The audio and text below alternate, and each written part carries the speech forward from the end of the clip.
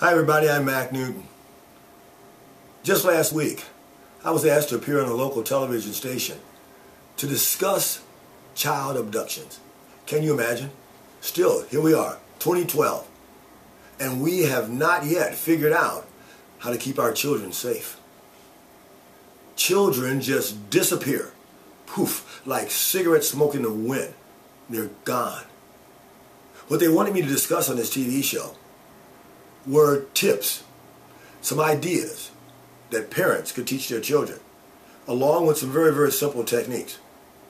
Well, here today, I want to give you those exact same tips that I shared on that TV show. Now, on a separate video, I'm going to use small children from my Taekwondo program to show you some very, very simple techniques that you parents can learn and then teach them to your children. I'm directing this to the parents of children. I think it's important that this instruction comes from you for several reasons, but mainly because I think it has greater staying power. It has a greater sense of importance. And I think that when you do it and sit down and spend the time, lots of good stuff is going to come from that time spent. So, I'm calling these Newton's 10 Laws of Self-Defense for parents to teach their children. Number 1, make sure, right off the top, make sure that your child knows it's okay to fight back against an adult. If that adult is someone who's trying to threaten them or trying to hurt them or touching them in some way or trying to go with them somewhere that they shouldn't go, or if it's just an adult they don't know. Children are amazingly good at learning this, especially girl children. Just make sure that you teach them and that you give them permission to fight back. Because kids frequently have been taught to never fight back against adults just to go along with them. They see almost all adults or as authority figures. And there are some, of course, that they should respect and obey. And they have the ability to tell the difference between the two. But you've got to give them permission to fight back in those situations where inappropriate things are being said or done to them. Number 2, explain to your child that a bad guy doesn't always look like the bad guy. See, when you say, oh, the bad man or the bad woman, you think they look like they're bad guys. They're not. They've gone to extreme lengths to make sure they look like the good guy. Nice smiles, nice clothes, so they're going to look just like they belong in that neighborhood. And speaking of that, being in the neighborhood, sometimes kids even at school have heard of stranger danger. Well, you know what? I've learned that if a so-called stranger says hello to your child on 3 separate days, they're no longer a stranger. Now they've created a bond. They're familiar, maybe even considered a friend. So the stranger danger rules don't apply.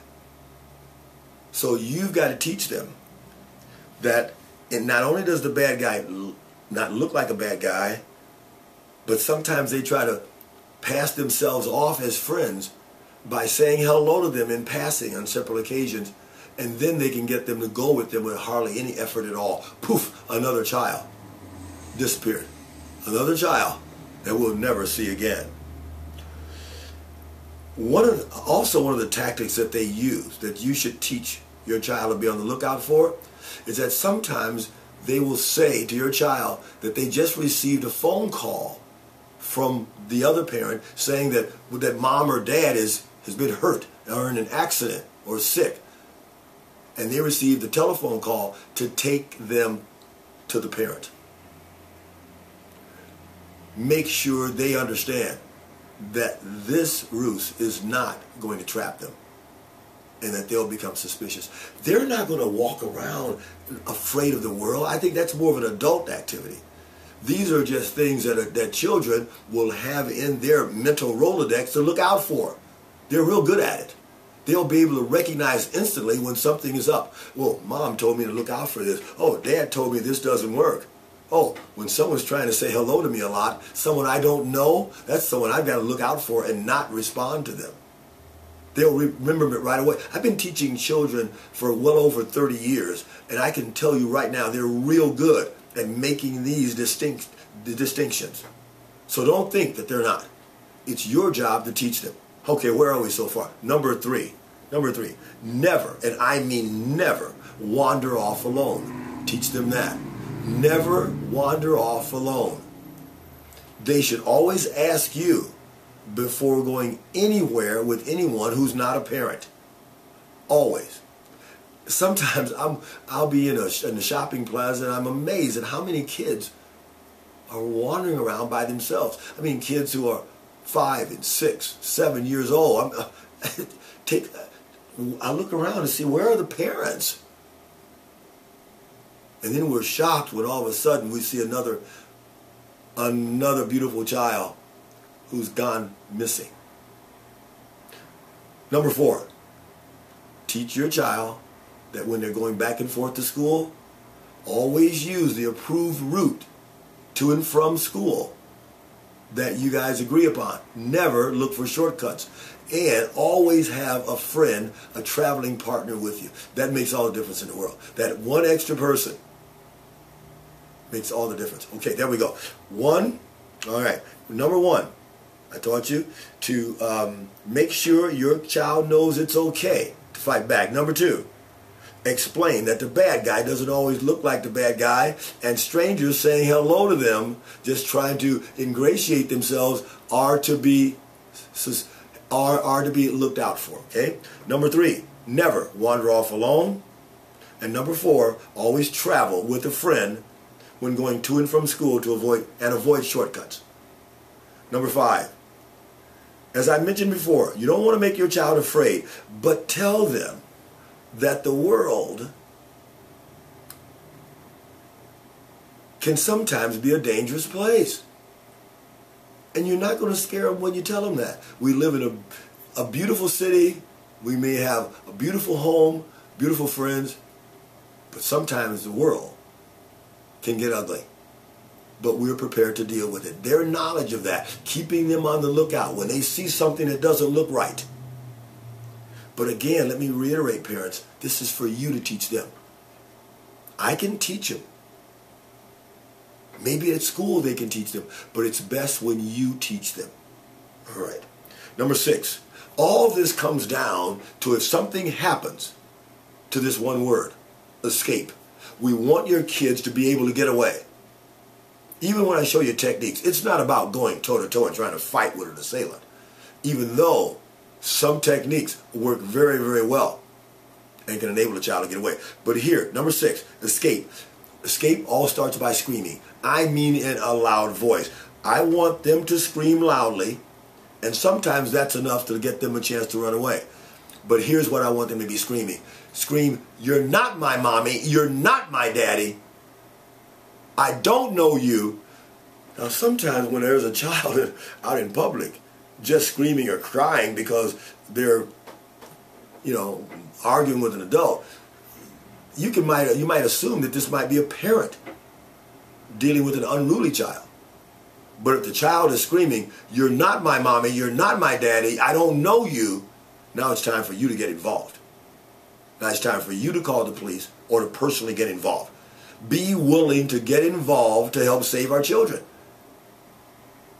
We've got to be willing to protect the communities we live in. Number 7. Now this comes down to the actual physical confrontation.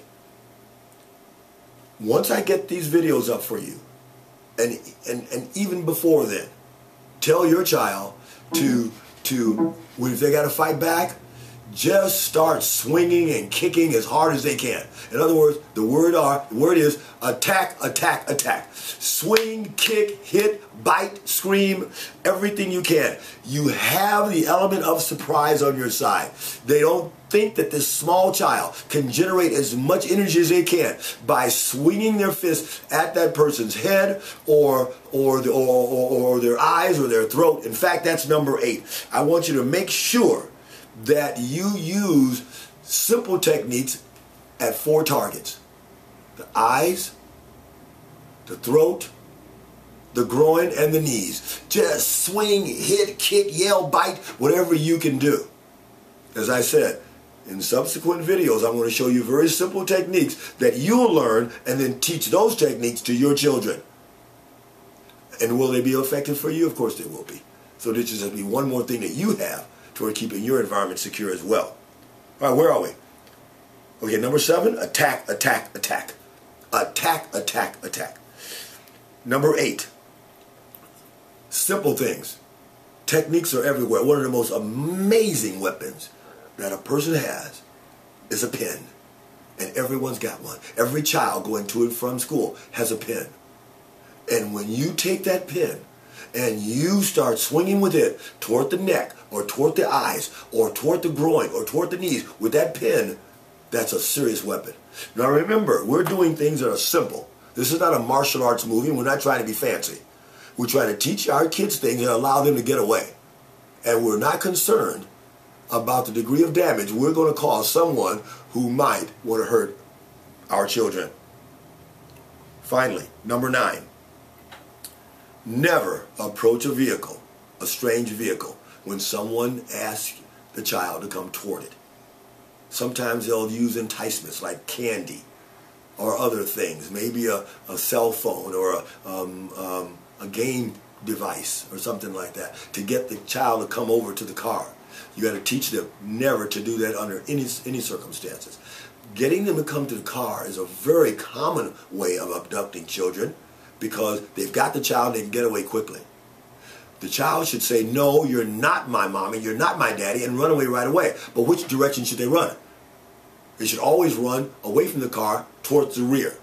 Never toward the front or sideways. Always toward the rear of the car to get away. That's number 9.